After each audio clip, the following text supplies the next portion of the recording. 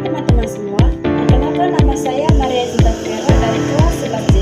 Pada saat ini saya akan menjelaskan manfaat dan upaya pelestarian flora dan fauna. Pertama, pengertian flora dan fauna. Komponen vital dari ekosistem yang saling berinteraksi dengan manusia dan lingkungan sekitarnya. Pertama, flora. Flora mencakup semua jenis tumbuhan di suatu wilayah. Sedangkan fauna adalah mencakup semua jenis hewan. Keberadaan keduanya saling penting untuk keseimbangan ekosistem dan kehidupan manusia. Manfaat flora atau tumbuhan. Yang pertama, sebagai penghasil oksigen.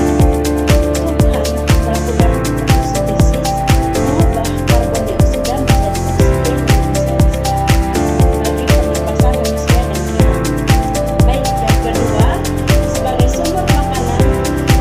Sebagai berbagai jenis tumbuhan seperti buah, sayur, biji-bijian, dan tumbuhan menjadi sumber makanan utama. Kaya nutrisi. Yang ketiga, sebagai bahan obat-obatan. Tumbuhan seperti jahe, kunyit, dan daun sirih memiliki khasiat obat yang digunakan dalam pengobatan tradisional dan modern. Baik, yang keempat, sebagai bahan bangunan dan industri.